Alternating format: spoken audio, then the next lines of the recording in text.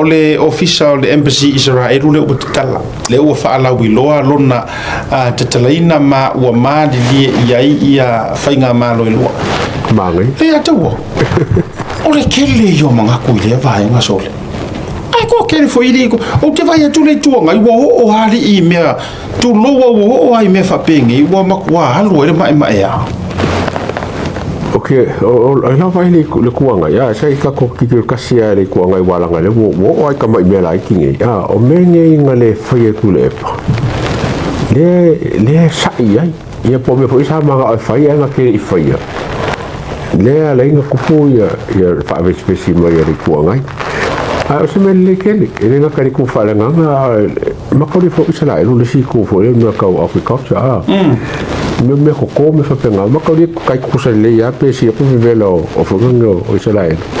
a fai barangka ke lo po ku aku po is finger for parmia inga ia more technology le male man me lo fa ko anga a me so pacific o se me le ke we got nothing to lose for le mo fa ka embassy i fa ngi o Israel ya me se ka wa o lo ka ko free visa Israel nga ko ngware fa to ila utala o fingi me o fai o ka ko free visa Israel mani me ai te enisi i tu langole o fa tu ino se ya me se kele o ka ko malanga ni o sa mo ai ka le si ho ngi de ko ke ka sanga lu ka sanga mo ko kele o ka le invest le o ngor fio le ile ai pa ia foi mo fanga sa fio a fio ele ka ko faula so e ka yo me fa popo nga a ke longa i ku fa por kiki male mal bainga mo o se me le kele o le ka ko free visa o fese ku mo mura foi le o ka ko free visa e fa ko sa mo e o ai ku kuila le fa ka ko visa ka ku kuila le na tonua ya oni si o fina ngalo fa alia o ali le vange nga maingo o me pa ia foi o ia fina ngalo ni si le ni mata na o te le fa longo fa tele no ngale fionga ya Tui'A Faipule sa fata mo sa fa karua sa fata mo sa to mo le sa fata no e si o uso foi le lua ai o le toe au mainga le page le o atunu tofi sa mo la atunu tofi e po le mana ya le toe au mainga o ina no fa longo ai le fina lo le fionga na mo wale va nga le aso lo mo okay mo wale fa karua matua io e ai lava lua mata ku tele mai le tele o wa pingo fo ke fa longo ai lua va nga pi highlight mai tourist le sinana o mai fionga for tourist le nala au mai ai le fisilingia e le fai porkalame o le fionga ya Tui'A po le aso na fina ngalo i le mata upura Israel ma pe lai ke e ai nisio ai fai lo sa o Tui'A o ia matua e tu mo Israel na te matua lango fo ia le fa nga ai le fionga de Faipule por sui malu upu nei ore fuata malo na lo fo malo na fuata o uma le lo le HRPP wangau na fa nga Faipule wangau le nga lo le nei foi taimi o sui le lo ia le me ia tato tori ia lo tato tori ulu ai lo le fuata le o tato ia nei o a fo i vaenga o fa to fala inga ia i le pale mia mala na fainga malo o se mea ya fua mai ai se manuia mo le malo mo ni tangata ka ko wo la ma ngai o ma upuku ya o sao ko ko miki matua o ki a ko fisili foi la ia ma fai fisili ala so la ngona il tu langa le il kuroki wa fiu le fai fisili e tau fai atuanga si kai fo ie kau fa pe ia tala noa negative mai ai le fionga ya il Faipule wa ko fo ikalia le process a fisilingia penga ke io he mele ko ya palai ma meange tasia le talia Tui'A e pule ya le malo i la to finga fa vai policies e tauti o uma a faia o le sila vaenga na taua i lau fa longo pe no fet e tatia ia lo tatou fa ai ku au ku lango paki ai ave esele la wa manu ai tuli mata il fa mulio atu tato tuli le loto le Faipule fa mai lana saunoanga lau sunga le li fasala lau o leanga o ha o Faipule o ke faingu ufo o ke popole lo ku malo o ke sa fai mo fa longo ila ngonga o ke faia la le me fai mai lo ku malo ai o ke le sa fai le me o ke manga o ya o fai leanga o ke koe fo o ke sa fai o fa sidi mai lo ku malo so o e fa le wa me mo ke fa ko fai a faila na te silafia e te tauna a mai le polo ke ki sele lima le leima lufi e ia e ka kau fo ila o nga ia ui le lei e te tau ona ia ui le lei i le process e whaita o toa ia la fua le lei peina al vaenga le leo kwa ma ngai ia o whakarangoa Serap sengi o lala me aka kukirongela o fela o kukuri sfulua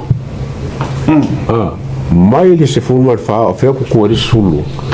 le ala mo ia ku malo ia lua ia lima ia foi lima kuia o si que le a xanga le o le chapipi e fa le mele o fa le ori e fa pule ko lu e matautia to lo sa office ta ini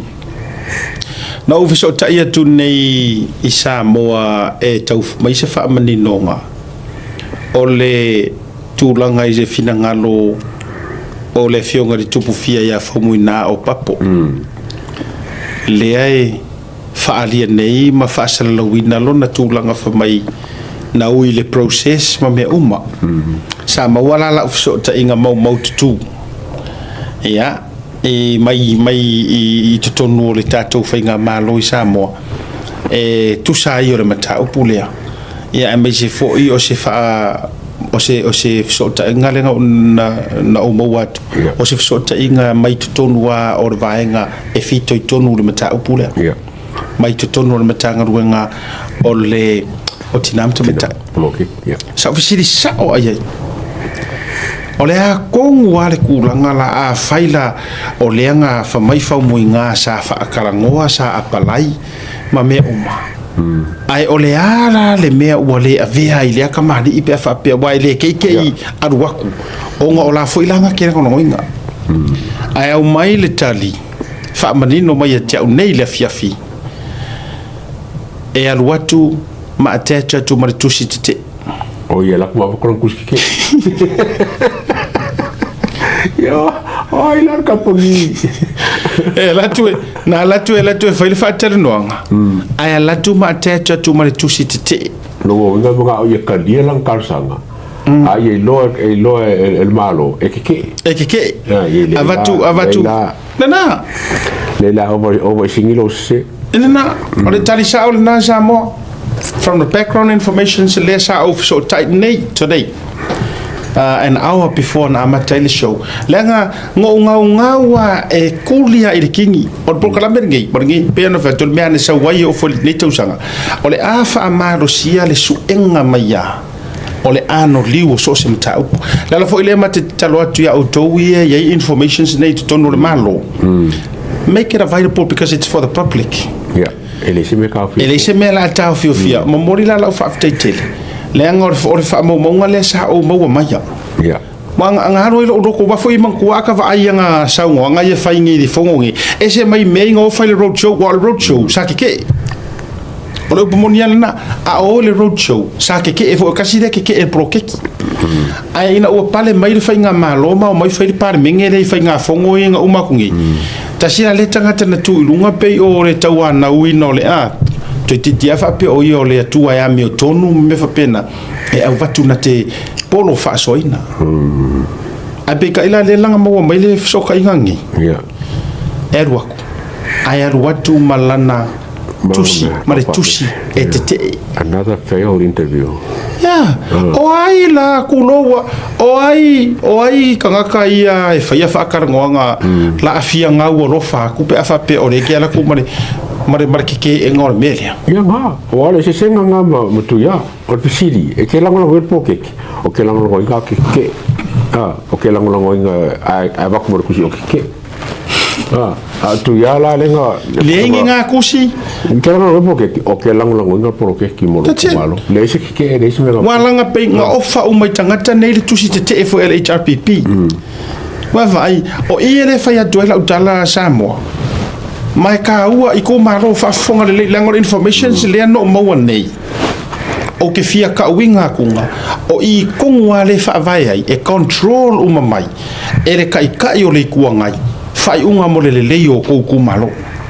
te sila fia le kusile o feo hai mana lenga o mana buri o le kusi ke HRPP a fa le fala wa pa le mi o fa sile ba e ko fali apalai a ko valu ke ngak mo kusi ke le ala ya la vea le la male lo venga ba ke a sola al fa ni tabi ale mena le ye le nga ese la vai la ese o fa ko fala inga sila avaku kuila epa wala nga disi se o kuila epa o ngar mele avatu tuila epa la nga kusi keke e ko fu umala nga HRPP ma kusi e o interview keke pasangi mo elako avak kongi fa fo wa e fanka ko fa penga tongi fa fo kuya kongi fa fo lima o sa o aku ya malima ya onga ole alofa mongi o lai kumalo apalai go through the process apalai vili mai o le wo o mai lo apalai o le aso le o lo fakarngoanga a fior faipule lang fakarngoanga o kusi dia pakai kai dia usa le wo va ku le sodi ako wo mianga pai kusi ngai ave anga ava ko ngi fa fo e kulo kongi fa fo di mar nga kusi kongi fa fo e kuya le kaudir melia le angol melia la ka ofia manguia mo lo ikuma malo melia akia mai menga la warwa ha ke ui le fe kosa la apalai vili mai o warwa ku fa kulanga la interview o le so la interview a fisili mai o ke yoe malea o ke yoe le anga mo manguia ro kumano ar kusi le pakaki tenga pai ole mea kongo ale sa kongo fai oe le ale Faipule HRPP le ke fai mai nga e aru ongo or kau ko ingo re kumalo tongi fa be por kongi nga le aka or kusile yes or menga ne ku pele mana ia or fai le or sa ilili le la wo uta umanino atu ele o kere fa koskala or tangata fo ile na mai so tangane ya ele na mare laina e tau fa tu fa pena o ke le se ngo ke ko po tula al tangata na se e ile yo mai o me sa o ya ka se e faingo ko fakarngo ma ka ria o e ka bale ile ya panole in mero fange o papu alu ka o ianga palai ma ka le kumaro so lo sa pe o pe ka le nga sa ai wole ya manga ia ya le la ufa mangingo ku ngor por kala mere fiafine na alu ai aru markusi kike oi la nga oi tu lo wale oi se kanga ka fa ava si vasi ole peno ole a ave ele avango ole ala kumar kuskike la na la kadi me ka ro ko or ko ngale sa ko so se fai pour le lavar HRPP e lo fa mongi ile kumalo sa ko ngi fa perkusinga tongi ese alu oi alu e ui le fai ko o opo a fionga a Yesu ale ui mai se si le fai ko olea ngoi mo faumea ole ngaoi male faumea ai ke lo le wa ko fa kanga inga le marosi anga o porkiki ele leas ko inga ku le epa e me lea ai fa manguyanga saka kaunga laku lo kumalo vai le mela lea o fa mai ia itu malo ia la ngai le ngong HRPP la o la ia fast a fai o ko fa mai o ko ia HRPP I kumalo ia ku HRPP a wale va ku ia o ko kai fongo e ala ia ko Faipule ngao ma ave kusikike fio iso mo kupua mara kupua la ko kanga o ia na mana ia la ufa fesili atu ina ia tala mai fa to fa la inga ai la toia le sa pale fia ngai male whainga o whatataranoanga ma te tono o le ofisa o le tinamita o le bloketi miliona o ofisiri sa o aia whawhiwhea la le kūlanga i ngei mea o policies langa leo wa avir whamasingonga le mea lea nei ai o le tala na tali mai ai tangata Atamamai sa o sa o kangangi sa ngā ruru le administration na Tui'A i le HRPP e lore le atofo mai Asiata policies are not laws can change from time to time e pule a le whainga malo i a latou policies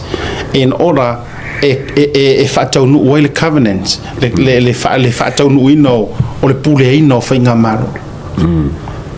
whaku se koe sau kasia e whamai e le o iai se kula fongo po o se whaavae po o se kula fongo ngi whainga pāloka po o kula fongo ku maura mauka po o a uma mau kula fongo e lokai oe le ai lava ma se kula fongo o sau a e Faipule e ke kai fongo ile poro keki le ai se mea whapena o whaku o i rongo winga lai e whamai ia se vānganga ia ka ilo iai se vānganga ai o se si miskeri o diro mai se si pāngeka o le so o ngā mai mau e se kaimi o se whaamasingo e consider lea ko i ngā mea whapena o policies ia por fasa moanga o ia news ala wangwengi usire mo policy o policies lava ma whainga whaavai e whesuisuia i lea kaimi ma lea kaimi e pule ai le whainga malo